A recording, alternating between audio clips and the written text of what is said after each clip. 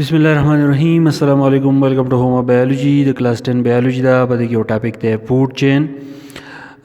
چینز دا ټاپک چې ډېر زیات آسان دی دا د څلورم کلاس نه شروع کیږي په اتم کلاس کې مرزي هو کلاس 10 بایولوژي دا ورکړلی ځکه چې انوایرنمنت چپټر دی انوایرنمنت کې دا ټاپک چې ضرور راځي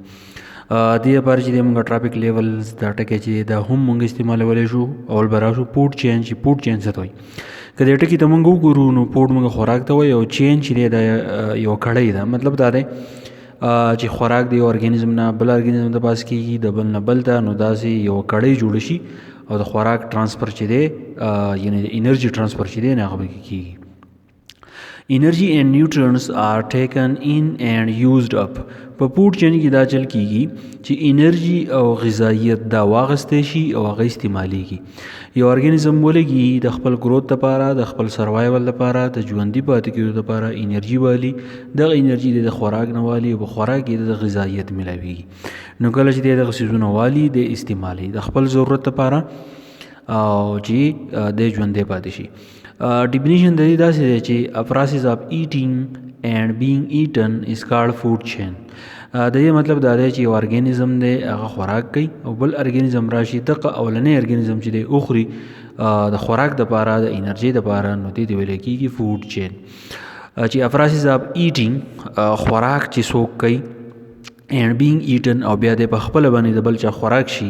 نو دې ته ویل کېږي فوډ چین خاص پدې کې دا خبره ساتي چې فوډ چین always begin from plants producers to consumer کله چې موږ د فوډ چین خبره کوو نو دا ساتي چې فوډ چین به همیشه سٹارټ کیږي د پلانټس نه د بوټي نه سٹارټ اخلي چې کله موږ په ریټن شکل کې موږ فوډ چین بیانو ډسکس کوو ډسکرایب کوو نو دا به سٹارټ علي د بوټي نه او هغه د لپاره موږ پروډوسر ټکی استعمالو او دا به ختميږي په کنزیومر باندې یعنی کم چې استعمالي د انرژي استعمالي د بوټي نه اخلي بیا دي مثالونه دي اولنې مثال موږ راغسته د ټیرسټریل هیبیټیټ د وچو به چې کم هیبیټیټ دی په دې وچو باندې چې کم ارګانیزم پاتې کیږي دا غي موږ مثال راغسته دی اول تاسو کې مالیکل ګراس چې موږ وخو ته وایو بیا مې لیکل د ایرو د نشان ما کړل د دې ایرو د نشان مطلب دا دی چې د ګراس نه د انرژي چاته لاړه ګراس هوپر موږ وای ملخ نو دا ملخ راشي د ګراس خوري ګراس هوپر نه مې د ایرو نشان کړل ریډ تا یعنی منګک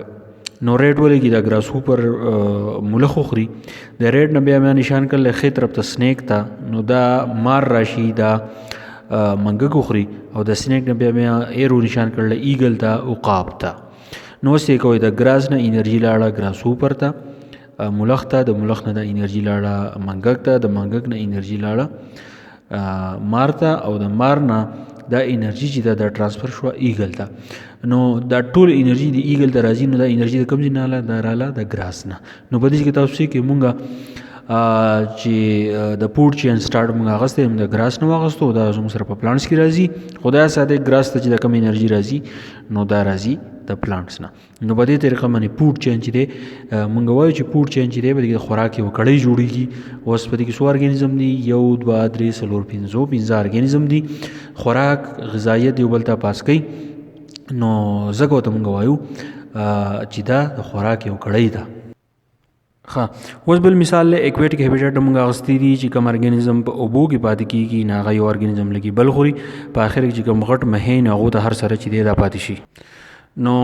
بدی کې هم موږ سٹارټ اغسته د الجی نه په ایکویټک کې چې د الجی نه سٹارټ علي یا زم نور واړه داسې بوټي کوي نو دا غي نه سٹارټ اخلي د الجی نه انرژي تل زو پلانکټنز دا زو پلانکټنز دي دا سمال انیملز دي او کم لارج انیمل شي دي نو دا زموږ سره دغه امیچور سټیج چې دی غي نزو پلانکټنز نه د وړوړو ارګانیزم نه وړوړو انیملز دا انرژي چاته لړ سمال پیش راشي دغه وړه انیمل شي دا خوري او د سمال پیش نه د انرژي لاړه لارج پیش ته یعنی غټ مهی راشي واړه مهی خوري او په اخر کې د ایرو د نشان ما کړل ویلز یعنی د ټول نه غټ مهه نو انرژي د الجی نه چرته لاړه ویلز ته لاړه نو په دې طریقه باندې په وبو کې دنه د فوډ چین مثال چې دی په دې طریقه باندې چې جوړیږي تاسو په خپل باندې جوړول شي چې خو سٹارټ به علي د بوټي نه د میجر فیډینګ لیولز آر کار ټرافیک لیولز په دې کې اوس د ټرافیک لیول دا ټکی چې استعمال شوی دی مطلب دا دی ایل جی چې دا یو ټرافیک لیول دی، زو بلیکنر چې دی جدا ټرافیک لیول دی، سمال پیس جدا دی، لارج پیس چې دی دا جدا ټرافیک لیول دی، ویل چې دی دا جدا ټرافیک لیول دی. یعنی دا فیډینګ لیولز دي چې انرژي پاس کېږي د یو نه بل ته د بل نه بل ته، دا فیډینګ لیولز دي لپاره موږ ټرافیک لیول دا ټکی چې دی سپیشلی استعمالو. خو دا یاد ساتئ که پروډیوسر چې دي یعنی کوم پلانټ چې دي نو هغه زموږ سره اولنی ټرافیک لیول موږ هغې ته وایو. بیا پرایمري کنزیومر فارم د سیکنډ ټرافیک لیول. نو کوم ارګانیزم چې راځي دغه پروډیوسر خوري یعنی دغه بوټي خوري نو هغې ته موږ پرایمري کنزیومر وایو، اولني استعمال کوونکي دا زموږ سره سیکنډ ټرافیک لیول جوړوي. او په آخر کې چې کوم پاتې شي ارګانیزم دیټ فیډ ان ادر ارګانیزم فارم تھرډ ټرافیک لیول. او کوم ارګانیزم چې دا اولنی کنزیومر خوري نو دا زموږ سره تھرډ ټرافیک لیول چې دی دا جوړوي. نو فوډ چین ډېر آسان دی، ایزي دی، بالکل څه پکې نشته. په شارټ کوېسچن کې چې دی دا راځي بالکل ځان فو کوي. په دې پسې چې کوم ویب